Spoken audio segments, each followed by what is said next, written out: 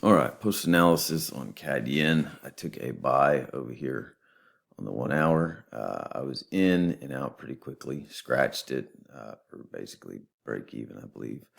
Yeah, in and out fairly quick. It just wasn't doing what I. And then I read it again and realized, okay, I think I'm in different than I am in. So I'm doing this later in the week, so it's hard for me to remember exactly what I was thinking.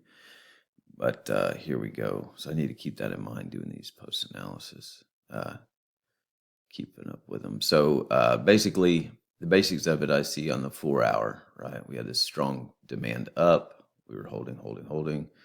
The demand is up, and we're pulling back on the 4 hour, pulling back on the 4 hour.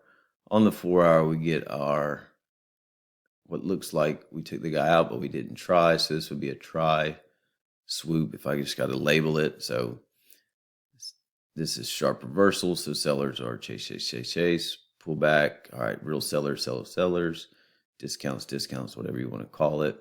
And they were pulling back and thinking this would even go further. So we have a nice trap area here as they came up, try, swoop, right? These guys right here are totally dead. And we hold. The negotiation phase comes back deep hold, and then it starts to go as the FOMO.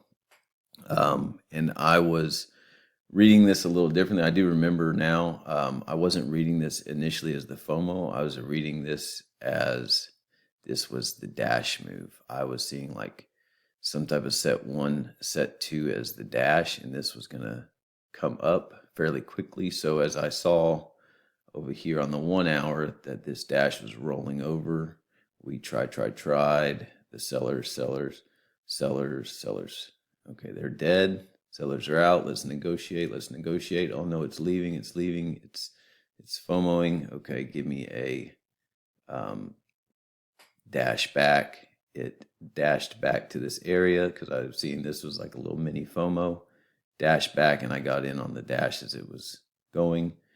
But as I continued to read it on the 4 hours, flow is up, everything's up. I realized that I was wrong, and I was actually on the FOMO move, what seemed to be the FOMO move from the 4 hour, because this was actually the negotiation. Like I said at the beginning, this was the FOMO move. Yeah, so just to pattern it and label it, yeah, I realized that, oh crap, I think I'm on the FOMO move, and I'm buying it really high on the FOMO move. So that's why I got out. And looking at it again, I even drew, it's hard to see, but it says might be the dash area, because once I realized it was the FOMO, I was like, okay, this could dash back to these areas, even further back to this trap. So I was like, you know what, I'm just closing this, and hopefully to remember it later. And I didn't. And it looks to be as, yeah, set 1, set 2 on the 4 hour.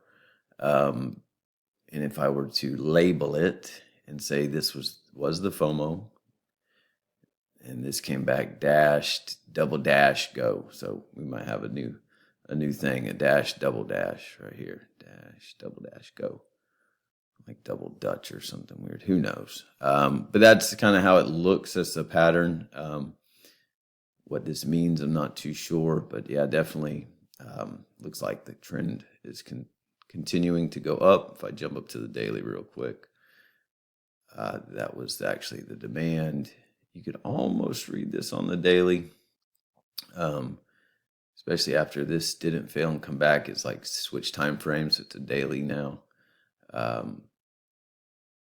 But yeah, the 4 hour, you can still read it too and see how it came back and dashed these prices and went. Got everybody tricked and fooled and got plenty of orders and went. But that's it. So this was Tuesday trade.